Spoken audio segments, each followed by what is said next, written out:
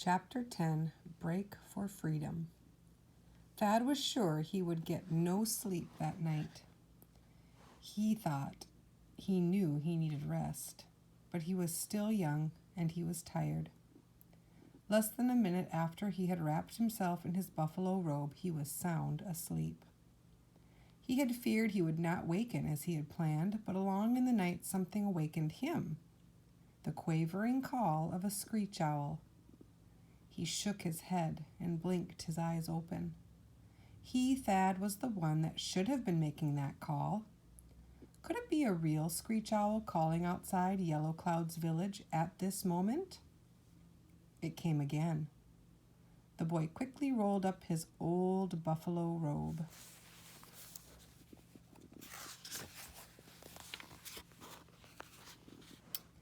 And got the two bridles from under it. Everything else he needed was hidden in the little cave. He crept, huddled on his haunches, to the edge of the lodge, where he had loosened two of the pegs the night before. His heart was beating like a woodpecker drumming on a tree. Yellow Cloud turned over in his sleep and mumbled something just as Thad was slipping under the edge of the teepee. Thad lay still until heavy breathing inside told him the chief was asleep again. On hands and knees, Thad crawled as fast as he could toward old Buffalo Horn's teepee to signal Melissa. He kept hoping he would not disturb the dogs. He had gone only a little way when a low growl warned him there would soon be a yammering. He spoke softly to the cur and threw it a piece of pemmican. The dog snatched it, sniffed in Thad's direction, then slunk back as though satisfied.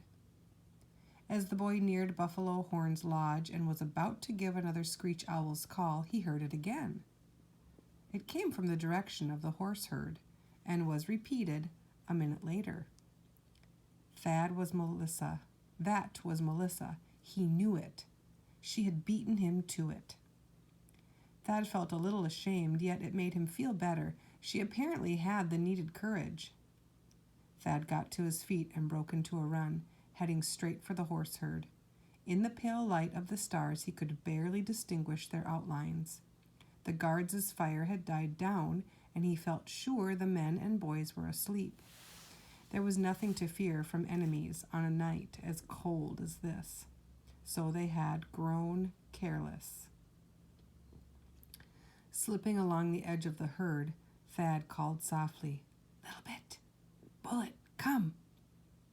No second call was needed. Two forms broke free from the herd, their hobbles slowing them up. Thad hurried to them, for he was afraid that they would nicker and waken the guards.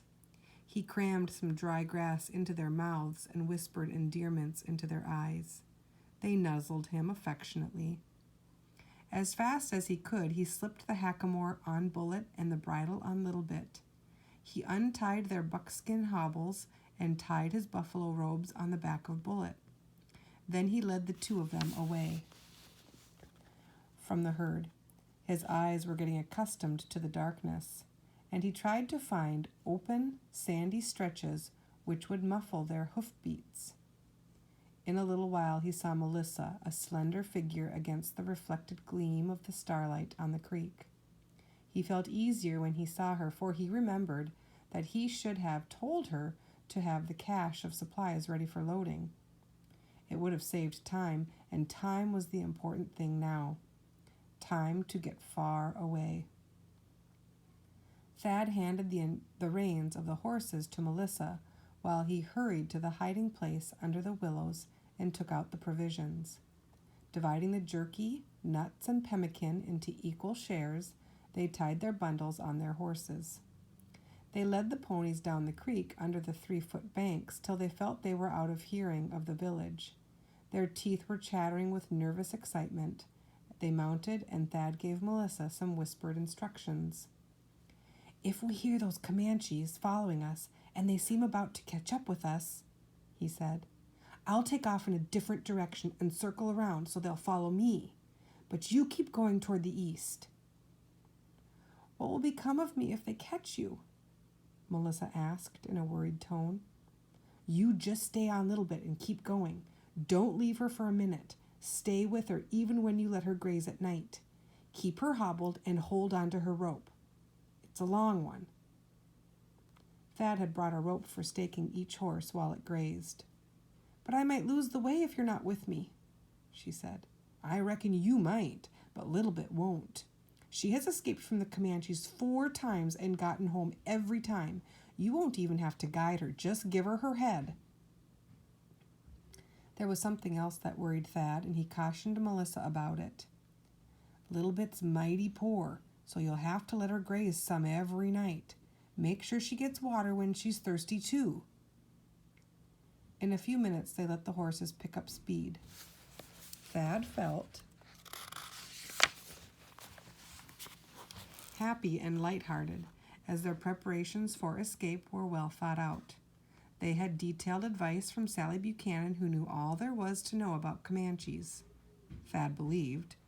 They traveled for an hour at a gallop, stopping now and then to listen for any sound that might indicate they were being followed. It seemed to Thad that Bullet was as eager to get away from Yellow Cloud's village as was Little Bit. They had to be reined down, or they would have galloped at top speed. But Thad did not want them to run themselves out at the beginning. They had a long way to travel. He pulled Bullet to a walk as the first gray of the coming day could be seen in the east. He listened. No sound reached his ears save the whisper of the wind in the dry grass. The fugitives nibbled pemmican and jerky while they watered the horses at a small stream and let them graze for about an hour. They traveled at a slower speed during the day, stopping at times to listen. At noon they ate and drank a little at another stream. They traveled until the stars came out. With every beat of Bullet's hooves, Thad's heart was saying, "Going home, going home." They hobbled their horses and ate a little supper.